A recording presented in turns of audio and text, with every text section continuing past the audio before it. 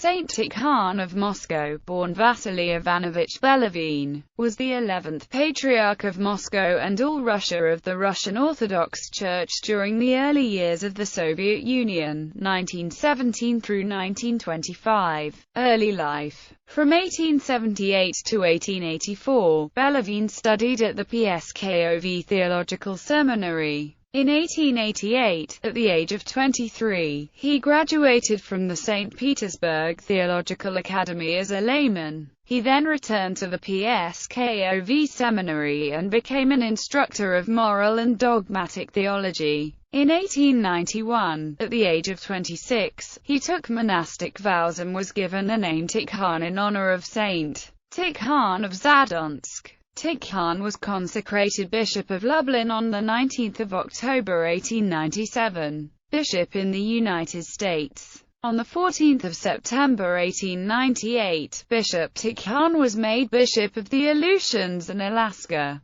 He thus traveled to the United States, and eventually became a naturalized United States citizen. The peripatetic bishop visited emerging Orthodox immigrant communities in various United States cities, including New York City, Chicago and the coal and steel-making cities of Pennsylvania and Ohio. As head of the Russian Orthodox Church in America in 1900, Bishop Tikhon reorganized the diocese and changed its name from Diocese of the Aleutians and Alaska to Diocese of the Aleutians and North America. He had two vicar bishops in the United States, Bishop Innocent in Alaska and St. Raphael in Brooklyn. On the 22nd of May 1901, he blessed the cornerstone for St. He celebrated the first liturgy in the new building's basement on July 20, 1902, and in the main hall on November 10, 1902. Bishop Tikhon was also involved in building other churches in North America, and establishing a dialogue with Greek Orthodox churches in America. On 9 November 1902, he consecrated the Church of St. Nicholas in Brooklyn for Syrian Antiochian Orthodox immigrants.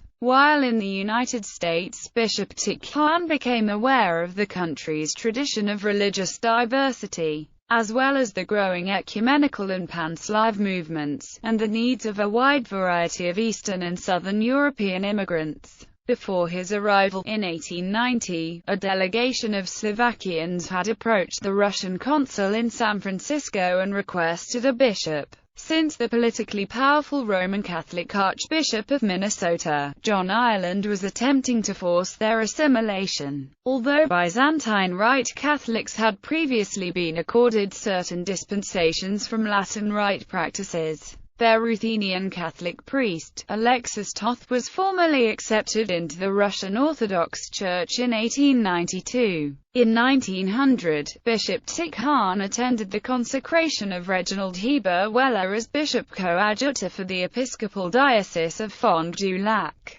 Though he was not one of the consecrating bishops, more Byzantine Rite Catholics joined the Orthodox fold, especially priests after 1907, when Pope Pius X published Each Semper, restricting their previously recognized right to marry, unlike Latin Rite practice. In 1905, he was formally raised to the status of archbishop, and moved his formal residence and diocesan office from San Francisco to New York. In June 1905, the new archbishop gave his blessing for the establishment of a monastery in Pennsylvania, which in the 1930s became St. Tikhon's Orthodox Theological Seminary. Return to Russia. In 1907, Bishop Tikhon returned to Russia, having been appointed Bishop of Yaroslavl, an industrializing community in his native land. He was then transferred to the Diocese of Ilmenau on the 22nd of December 1913. However, the First World War and Russian Revolution created turmoil in his native land. On the 21st of June 1917, the Diocesan Congress of Clergy and Laity elected Tikhon the ruling Bishop of Moscow. On the 15th of August 1917, Archbishop Tikhon was raised to the dignity of Metropolitan of Moscow.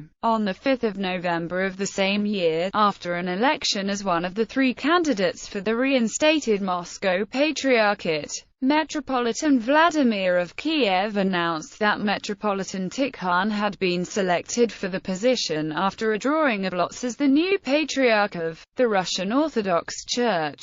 Patriarchate. During the Russian Civil War, the Patriarch was widely seen as anti-Bolshevik, and many members of the Orthodox clergy were jailed or executed by the new regime. Tikhon openly condemned the killings of the Tsar's family in 1918, and protested against violent attacks by the Bolsheviks on the church.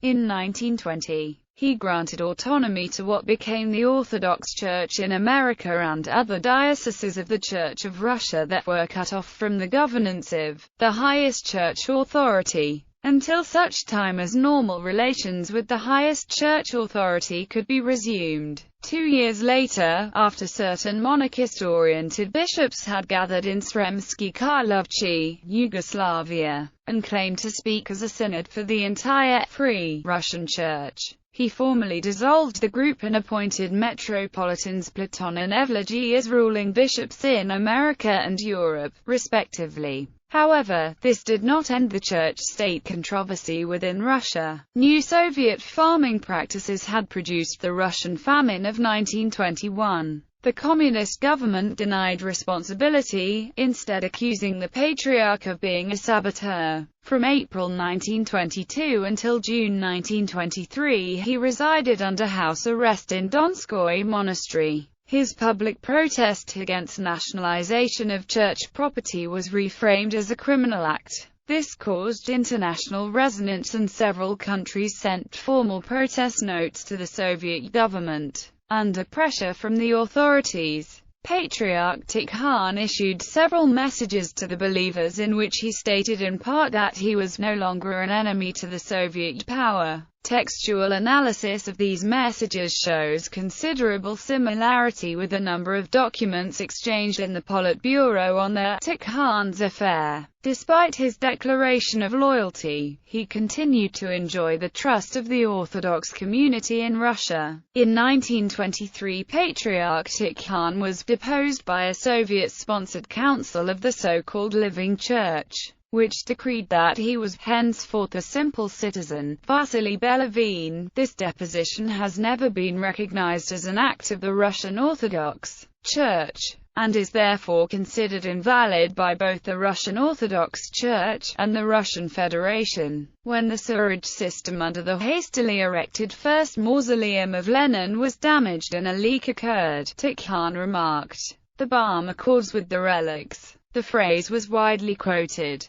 Death. In 1924, the Patriarch fell ill and was hospitalized. On 5 April 1925, he served his last divine liturgy, and died 2 days later, the 25th of March, the 7th of April, the Feast of the Annunciation. He was buried on the 12th of April in the Winter Church of Donskoy Monastery in Moscow. From the time of his death, he was widely considered a martyr or confessor for the faith. Canonization. Patriarch Tikhon was glorified a saint by the Synod of Bishops of the Russian Orthodox Church outside Russia in conjunction with the great glorification of the new martyrs and confessors of the Soviet yoke on 1 November OS. 19 October 1981. He was later glorified by the Moscow Patriarchate during the Bishops' Council of 9–11 October 1989. This later canonization process is generally considered an example of the thaw in Church-Soviet relations during the Glasnost era. The Episcopal Church also remembers Patriarch Tikhon with a feast day on its liturgical calendar on the anniversary of his death, April 7.